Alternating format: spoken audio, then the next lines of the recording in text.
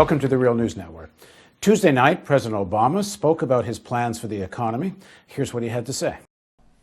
Yesterday, Secretary Geithner announced a new plan that will partner government resources with private investment to buy up the assets that are preventing our banks from lending money. And we will continue to do whatever is necessary in the weeks ahead to ensure the banks Americans depend on have the money they need to lend, even if the economy gets worse. Finally, the most critical part of our strategy is to ensure that we do not return to an economic cycle of bubble and bust in this country. We know that an economy built on reckless speculation, inflated home prices, and maxed out credit cards does not create lasting wealth. It creates the illusion of prosperity, and it's endangered us all. Joining us now in Wellesley, Massachusetts is Tom Ferguson. He teaches at the University of Massachusetts in Boston, political science, political economy. Thanks for joining us, Tom. Hi. So, President Obama says that his plan's going to work, and not only is it going to deal with the short-term crisis, it's going to deal with the long-term cycle of boom and bust. How do you assess it? Well, I'm underwhelmed, actually. I mean, it's better than nothing, and, we quite recently had nothing. I mean, George Bush was, after all, president. But on the other hand, look, these guys, I think, have made a series of mistakes, and they're now beginning to compound. And the situation is sort of, it's not nice, let me put it that way. They made a basic error when they designed the stimulus program. It's just not big enough. I'm hardly the only person on earth who said this. I mean, at this point, your unemployment rate's rising toward 10%. Moreover, there's tremendous downward momentum in the whole world economy. Now, their counter-argument to that would be they had trouble even passing this. They had to get a 3-4 Republicans to cross the aisle, and they had to negotiate the size down. They began, I actually, if you're asking me, I think it wasn't bad tactics to try to be bipartisan, but it was foolish to let these folks on the other side define so much of the program. I mean, I think it would have been very difficult to turn down the president if he had simply, for instance, gone on a nationwide address to the country and said, look, we need the following in order so we can actually put you people back to work. And roughly what size do you think the stimulus should have been? Well, it should have been another half times the size. It's now around, $880 billion. It should have been at least 1.2 trillion or so, and maybe more. I mean, it needed to be a lot bigger. But what do you make of the stimulus? The consequence of that is that they're not going to correct for all the downward pressure in the economy. So you're going to run way below full employment for a long period of time. That's the first problem. And as people realize this, they're going to sort of become rather more unhappy. After you're, say, still unemployed after 6 months, this is a problem. Stay in the stimulus package first, though. Yeah. One of the arguments or critiques that's being made of the stimulus package is that Obama has said that 90% of the new employment will be done through the private sector, and he seems to be proud of that. Some people are suggesting it should have been actually the other way around. The quick fix here is government job plan. My take on this is, pretty much when Keynes said you could, look, if you want to, you can put them back to work by having them dig up money in tin cans in the ground. I mean, better to actually build stuff that people want. I'm not urging that we do, but anything that gets the cash out the door. There is even something, I'm not pushing for theft either, but that will even work to get it going around if that's your problem. A lot of the criticism of this stimulus program was simply foolish from the standpoint of, can you get the money out the door? There is a serious problem, I think. The one new idea that you find coming around on this Great Recession, we won't yet call it a depression, is the so-called balance sheet recession argument, which basically makes the point that in the U.S. in the 30s and in Japan in the 90s, people were hugely in debt in a credit crunch. And so even when they had positive cash flow, they're still heavily in debt. So what they do is they keep paying down their debt. So they don't spend. And so when you get to a credit crunch of that type, like we're in now, there's a strong tendency for the private economic response to be real weak. So yeah, I would have favored a more overt effort to aim at the public sector. On the other hand, they gave in the end a fair amount of money, like to the states, for example. But But they'll all learn this lesson in a little bit. I think the folks who think they can get a quick return to sort of normalcy in the private sector are just dreaming. Is there, both in the stimulus package, and we're going to talk soon about the banking reforms, but is there sort of a fear of looking like, quote unquote, you're going socialist, you're going socialist? Well, it's obvious the president's worried about it. People like David Brooks of the New York Times were sort of tossing the term around as though it were some kind of rubber ball at a salon or something like that. But I mean, this is, all I can say is it seems to be public-private partnership when you hand money to banks. It's socialism if you give money to ordinary people. I haven't been able to tell the difference apart from that yet. That stuff just strikes me. Frankly, I think that stuff is silly. But that doesn't keep it from being in the political debate. At any rate, just from the standpoint of what I think is wrong with this program, and this is a testable hypothesis we can see.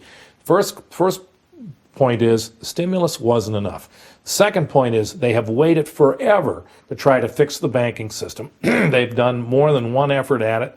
And, the first couple, the market just laughed off themselves. I mean, Geithner's first press conference was such a disaster. He didn't appear in public for quite some time after that. They still haven't fixed this. And the problem with not fixing the banking system is very simple. It means that you're not going to have people in the sort of normal process of making loans to get economic growth to happen.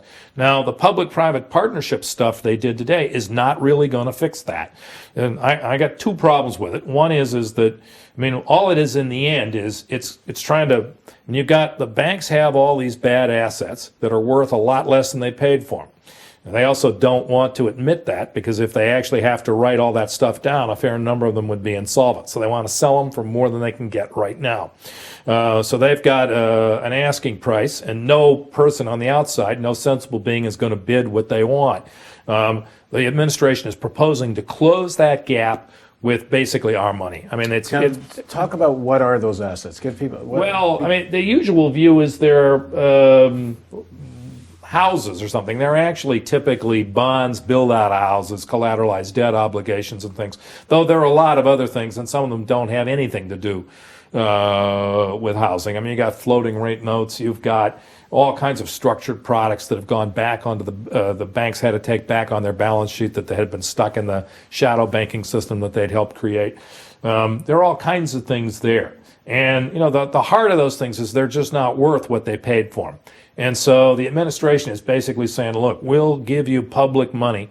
They're saying to the private sector folks in the hedge funds and private equity firms, you guys go bid on this, you do it with our money, and you can bid some of these prices up. Well, look, you just don't need to do this. A much simpler scheme would be to just take the insolvent banks over, and then you can stick the bad assets any place you want. Isn't what's being proposed now a way to take the risk so many people took speculating on this paper and take it out of essentially pay them if the assets aren't worth anything, then too bad. They are going to. Then they're not worth anything. So take your loss. Depending on the program, no, they're proposing to pay the banks a lot more than they're worth. We don't know how much. That's going to depend on the bids that are made. But if there's so much public money in play, then the bid goes up. It's going to go, absolutely. That's the whole point. This is nothing but a scheme to push public money out to the banks without appearing quite to be doing so. And you're doing it, with mostly talk about how the private marketplace is going to help out in pricing and stuff like that, as if, this were the problem. It's not. This is basically you just basically are betting that the economy will improve and some of these will come back. Which is why Wall Street reacted so positively. They love the idea of a transfer from taxpayers to Wall Street is certainly popular on Wall Street, and you could see how like Goldman Sachs' stock went up 16% yesterday. What is a good way, in your opinion? They should just nationalize the bad banks. That is to say, you need to inspect. What they should have done is inspect it. Just pretty much, they should have done the Franklin Roosevelt route. When Roosevelt had the immeasurable advantage of having all the banks in the United States closed when he came in as president. So they immediately dispatched bank examiners and shut the ones that were really insolvent, and then they gave folks options to raise money or put federal money in through the Reconstruction Finance Corporation to recapitalize those. So they got the banking system going real fast on that. Our folks, unfortunately, did not do that.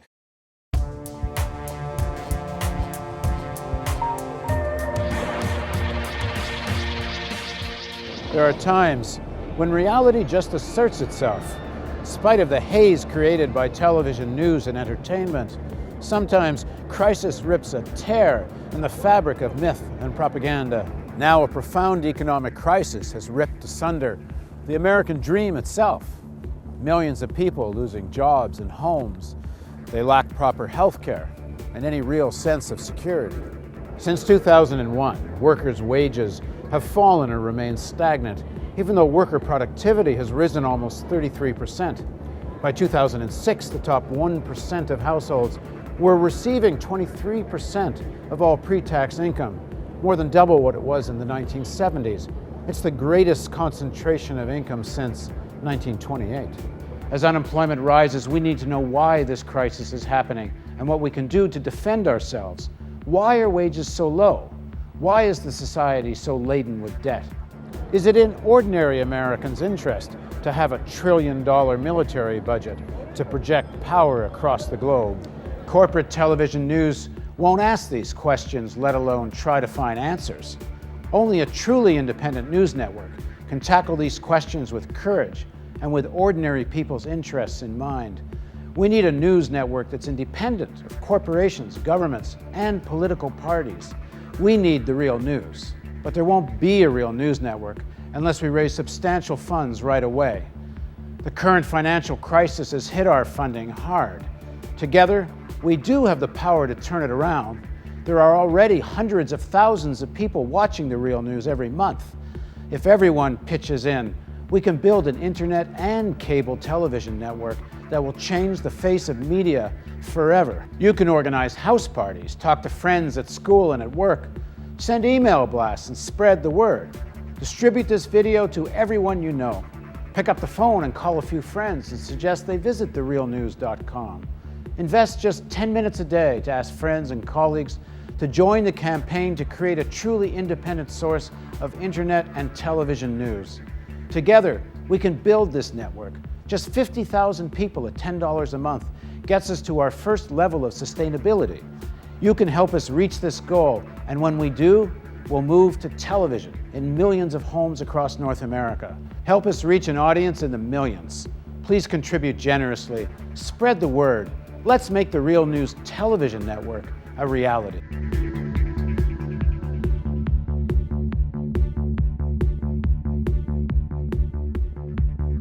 Your tax-deductible donation makes it possible. Please contribute at therealnews.com.